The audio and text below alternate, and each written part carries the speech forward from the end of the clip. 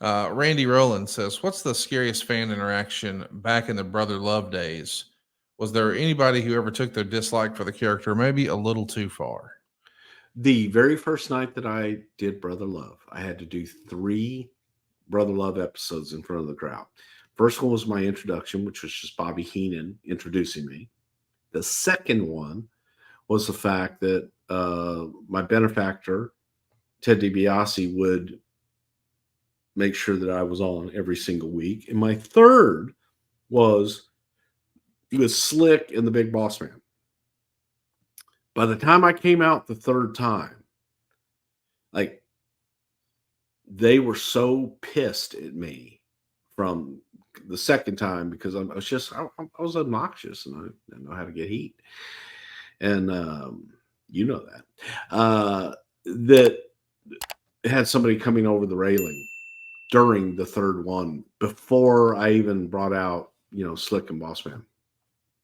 So it was great, yeah. Here's a fun question from YouTube. It says, "To the best of your knowledge, was Tito Santana ever a heel? If not, why not? Do you think he could have been a good heel?" As a human being, I don't think Tito Santana could be a heel. He's such a nice guy. I don't know of Tito ever being a heel. And I I think don't that, remember that either. you know, Mercedes Solis, he's a very, what you see is what you get. And he's very genuine, um, sweetheart of a human being. I would find it hard to boo Tito Santana in any endeavor. Jeffrey says Harley Race was injured in his match against Hulk Hogan just a few weeks before WrestleMania 4. What were the plans for Race if he wasn't hurt? He wasn't in the tournament brackets, so would he have won the Battle Royal instead of Bad News Brown or been involved elsewhere? Yeah, again, these what ifs when you're talking about things that actually did happen. It's hard to go back and play hypothetical what if, because it's you lived it. But Harley's injury was so unexpected, and I think that Harley was looking for a few more years out of that. I will tell you a story that happened out of Harley's injury at WrestleMania 4 is we had begun doing our individual promos for each market, our customized promos for each market. And we changed the way we did them. Instead of having Gene Okerlund stand with talent, do every market, they do 20 markets, do 20 promos. We did one promo, had Gene do wraparounds for them, and they had to be edited. So there had been a gentleman that was hired as, what the hell was he hired? He might have been executive producer, or I was supervising producer, so he might have been executive producer. I don't know. But he came in, really nice gentleman from Major League Baseball and golf, but he did not know the business, did not know the promotion business, the live event business, or anything of that nature. And he overheard Vince and Pat talking about Harley's surgery and the fact that Harley would be out for 6 weeks.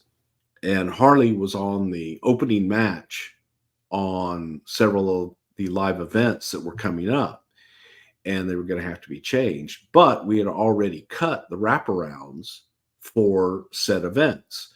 So in the wraparounds, Gene Okerlund was a cavalcade of stars. Hulk Hogan will be there to face, the Ultimate Warrior. Randy Savage defends his title against the $1 Million Man, Ted, blah, blah, blah. Many more stars to be there, including Les Thornton, the King, Harley Race, Rick Rude. Harley was mentioned. This guy went and pulled every customized spots that went out. Luckily, my shipping guy, whose daughter just left me yesterday, she was my assistant, caught it and says, "Hey, Bruce, listen, man, we had all these tapes," and he pulled them all and had me send generic tapes to all these markets. And I'm looking at the markets, man. It's all major markets. I said, why did he have them pulling? He says, well, because they mentioned Harley Race. So I'm looking at the cards going, Harley's opening match. Nobody's going to buy the ticket for Harley. DiBiase and Savage doesn't draw. They're not. My God, we didn't even have a promo from Harley in here. His name is just mentioned. Just no, God, we got to get these to the markets because it's the very first weekend after WrestleMania. So you got new champion, you got new event, new attraction, all this stuff. And we had to got a couple Lear jets, put people with tapes on Lear jets. When the jets just took off, it would stop market by market, and they would have a car take them to the TV station. They would show up, say, I need the old tape back that has the generic on it, take that one back and hand them a new one.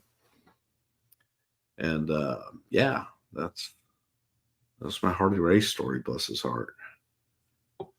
Vickers says, did The Undertaker ever have an issue with not being at the forefront of storylines during his 97 championship run?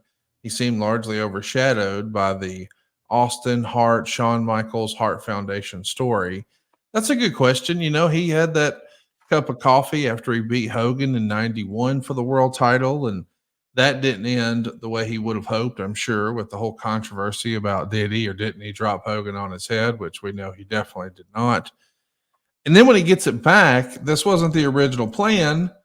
It was probably supposed to be Bret and Shawn, but hey, we can always call an old faithful Undertaker. But even when he's got the title, he's not really the focus of the storyline. It's still about Shawn and Bret and now Austin. Do you think Undertaker felt a certain type of way about that?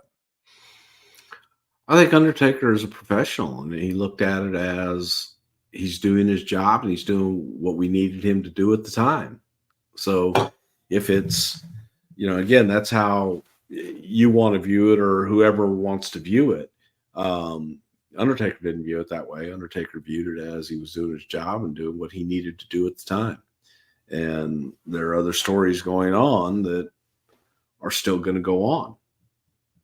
And you need other stories. You can't just have one, just focus on that. Hey, it's Conrad Thompson here to tell you a little more about what AdFreeShows.com is all about. Get early, ad-free access to more than a dozen of your favorite wrestling podcasts every single week, starting at just $9. That's less than 20 cents an episode each month. And yes, you can listen to them all directly through Apple Podcasts or your regular podcast apps. How easy is that? Ad-Free Shows also has thousands of hours worth of bonus content and docuseries like Title Chase, Eric Fires Back, Conversations with Conrad, and The Insiders. Plus new series like The Book with David Crockett, Monday Mailbags with Mike Chioda and Nick Patrick, and a whole lot more. And you want to talk about early? You can't get any earlier than listening to the shows live. You can be a part of the live studio audience as we record the podcast. Plus, ride shotgun alongside your favorite childhood heroes for live watch-alongs, Q&As, and other interactive experiences every single month. Come on now, see for yourself what thousands of other wrestling fans from around the world have discovered, that AdFreeShows.com is the best value in wrestling. Check it out today, and hey, when you do, the first week is completely free. AdFreeShows.com.